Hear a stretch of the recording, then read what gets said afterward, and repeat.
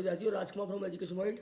आज हम 10th की गणित की वर्कशीट नंबर 51 करने जा रहे हैं, कि जो कि 22 दिसंबर के लिए है। और इसमें हम पढ़ेंगे वृत्त की स्पर्श रेखा। देखिए, सबसे पहले रिक्त स्थान भरिए। लिखा हुआ है, क्या दिया? पहला दिए गए चित्र में, ये चित्र यहाँ पे दिया हुआ है, रेखाखंड सी डी को जीवा कहते हैं। देखिए, जीवा है, ठीक है। सी डी यहाँ पे जीवा है, ये देखिए, ठीक है। जीवा वृत्त की दो बिंदुओं को स्पर्श करती है। वृत्त की त्रिज्या, केंद्र और चाप वृत्त के अंतर्भाग में होते हैं, ठीक है। वृत्त का व्यास, वृत्त की सबसे लंबी क्या होती है? जीवा, सबसे लंबी जीवा होती है, ठीक है। उसके बाद देखिए, आकृति एक में, या आकृति एक दीजिए। आकृति एक में रेखाखंड वृत्त के केंद्र से होते हुए वृत्त को दो बिंदुओं पर छूता है, यह रेखाखंड वृत्त का व्यास है। यहाँ देखिए, केंद्र से पास हो रहा है ये, ठीक है। और ये दो बिंदु जो वृत्त पे है, उनको उन तक पहुँच रही है, उनको छू रही है। तो ये जीवा तो है, लेकिन ये व्यास भी है। तो इसका मतलब व्यास वृत्त की सबसे लंबी जीवा होती है, ओके। आकृति तीन में रेखाखंड वृत्त के बाहर स्थित है। यहाँ आकृति तीन यहाँ दी है, और रेखाखंड बाहर स्थित है, ठीक है। तथा वृत्त को केवल एक बिंदु पर स्पर्श करता है। देखिए, यहाँ पे एक ही बिंदु है, यानी कि ए बी जो है वो वृत्त को एक बिंदु यानी पी पे स्पर्श कर रही है, ठीक है। यह वृत्त की स्पर्श रेखा है, ठीक है। और जिस बिंदु पर रेखा वृत्त को छूती है उसे बोलते हैं स्पर्श बिंदु। पी स्पर्श बिंदु हो गया, और ए बी क्या है? स्पर्श रेखा, ओके। आकृति दो में रेखाखंड वृत्त के बाहर स्थित है, यहाँ देखिए, ओके। तथा वृत्त को कहीं पे भी स्पर्श नहीं करता।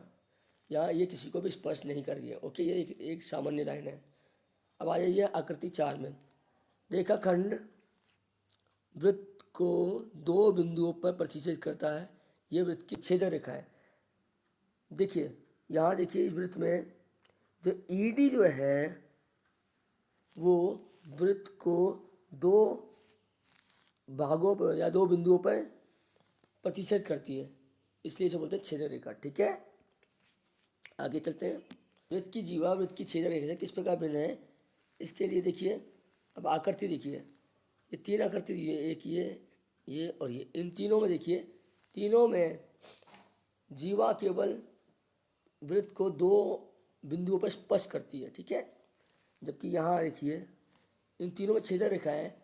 ये छेदक रेखा वृत्त को दो बिंदुओं पर स्पर्श नहीं करती, बल्कि उनको प्रतिच्छेद करती है, ओके। तो इसका मतलब इसमें अंतर क्या हुआ? देखिए, यहाँ वृत्त की जीवा छेदक रेखा तथा स्पर्श रेखा में तुलना की गई है। जीवा देखिए, जीवा में क्या लिखा है? वृत्त के अंदर स्थित होती है, ओके।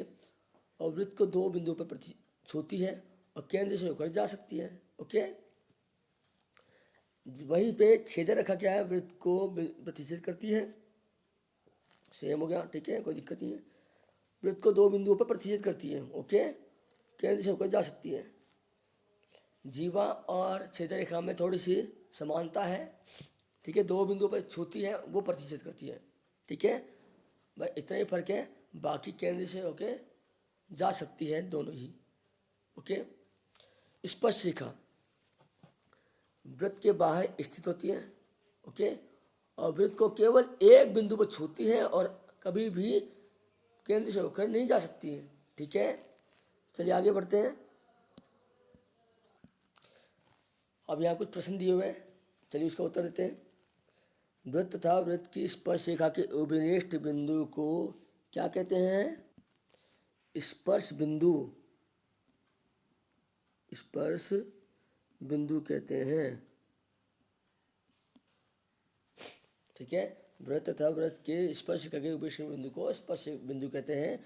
आप एक वृत्त की कितनी स्पर्श रेखा बना सकते हैं? अपरिमित, अपरिमित या अनेक,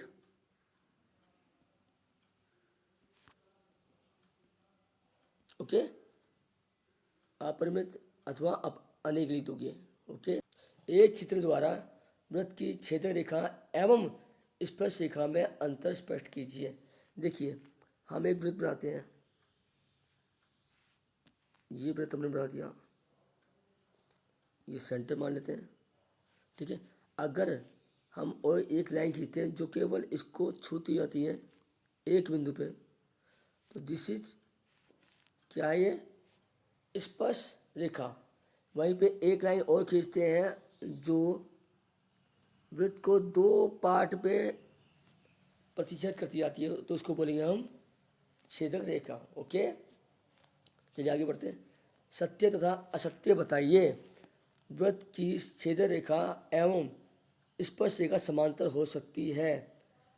बिल्कुल हो सकती है, सत्य है ये। ओके,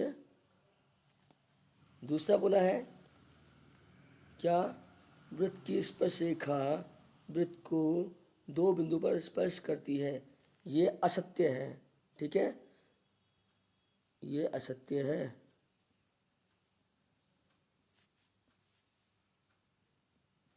ओके, इस प्रकार हमने ये वर्कशीट पूरी कर ली है। आशा करता हूँ आपको समझ में आया होगा। यदि आपको समझ में आया है तो अन्य स्टूडेंट्स को भी इसको शेयर जरूर कीजिए। धन्यवाद।